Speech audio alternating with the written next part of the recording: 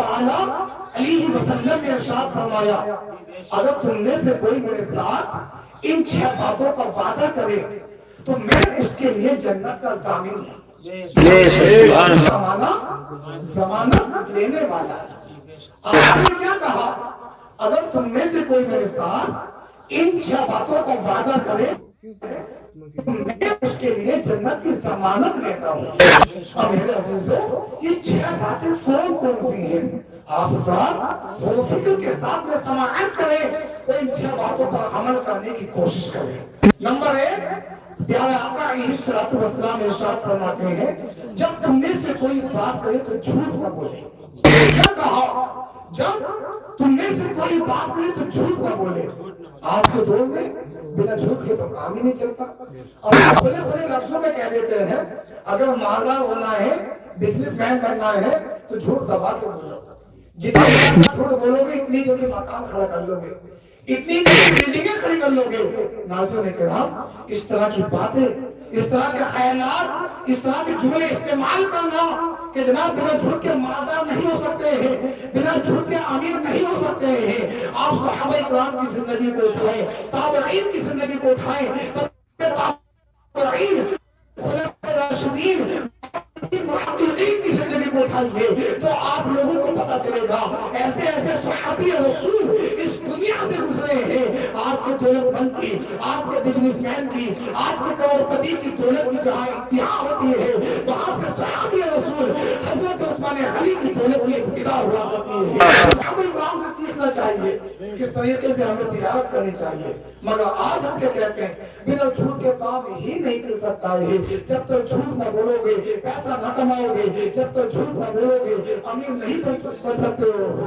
عزیزان گرامی ہر کو یہاں تک ہو چکی ہے آج کا انسان ہر منٹ پر، ہر لمحے پر، ہر گھنٹے میں نہ جانے اپنی زبان سے کتنی مرتبہ جھوٹ بول دیا جاتا ہے.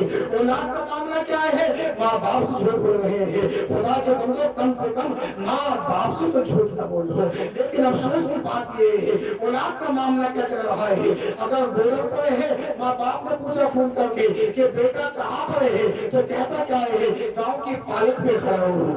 اگر جوئی کے اندر ہے ماں باپ پوچھ رہے ہیں بیٹا کہاں پر ہے تو بیٹا کہہ رہا ہے ٹڈولی میں ہوں. مجھے آپ بتائیں تو صحیح اگر کوئی برا حادثہ ہو جائے اللہ نہ کرے تو ماں باپ کو سوچیں گے کہ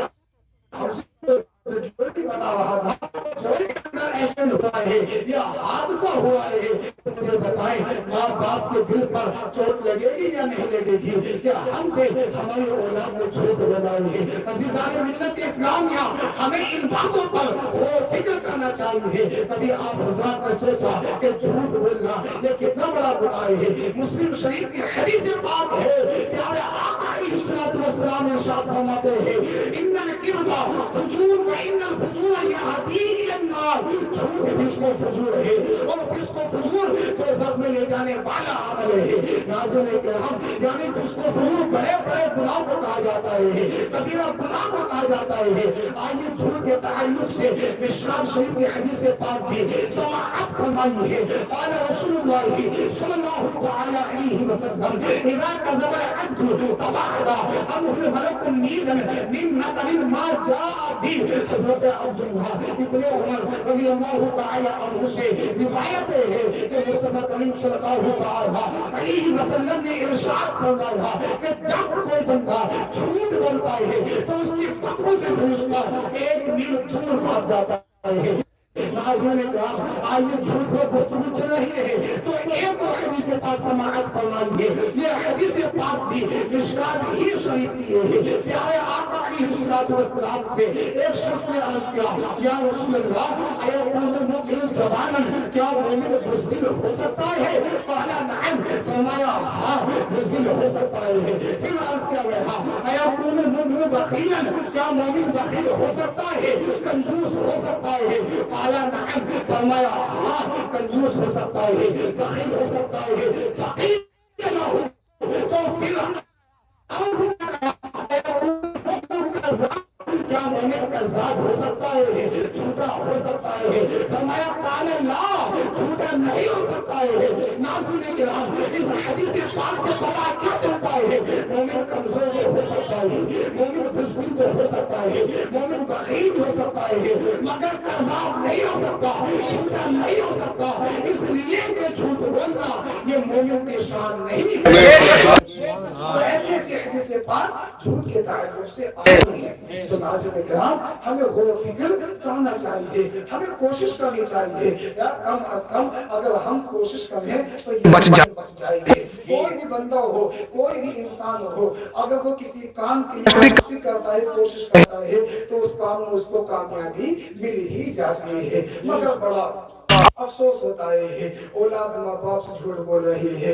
अगर कोई भी झूठ नहीं कर रहा है तो वो बेटी वाले से भी झूठ बोल रहा है, और बेटे वाले से भी झूठ बोल रहा है। बेटी वाले से कह रहा है उसके पास तो जनाब इतनी जमीनें हैं, इतनी दुकानें फ्रंट से निकल रही हैं, खेती बाड़ी की इतनी जमीनें हैं, ना जाने खेत पे ले जाके किस किस के खेत दिखा देता है कि ये खेत भी इनका है, ये खेत भी इनका है। तो काम इतना शानदार है, इतना बेहतरीन है, महीने के कम से कम 60,000 रुपए कमाता है। पता चलता है शादी के बाद वो कमा तो कुछ नहीं रहा है, 2 महीने से खाली रोटी ही तोड़ रहा है। इस तरह की बातें सुनने आया करती है, सुनने में भी आते इस तरह के वाकयात कि शादी से पहले तो बड़ा झूठ बोला, इतनी प्रॉपर्टी थी उसके पास, किसी भी खेत पे ले जाते दिखा देते ये भी उसका ये भी उसका। लेकिन आज के दौर में इतना झूठ नहीं चल रहा है। आज के टाइम में कागज भी देख रहे हैं, थोड़ा समझ के झूठ बोलना बिचौलियों में। हाँ, जब पकड़े जाते हैं ना तो हिसाब बेहतर तरीके से लिया जाता है। तो हमें इन बातों का खास ख्याल रखना चाहिए। तो मैं आप लोगों के सामने हदीस पाक सुना रहा था कि प्यारे आका अलैहिस्सलाम ने फरमाया, अगर तुम में से कोई इन 6 बातों को वादा करे तो मैं उसके लिए जन्नत का ज़ामिन हूँ। क्या कहा? मैं उसके लिए जन्नत का ज़ामिन हूँ, ज़मानत लेता हूँ। नंबर 1, अगर तुमने से कोई बात करे तो झूठ ना बोले।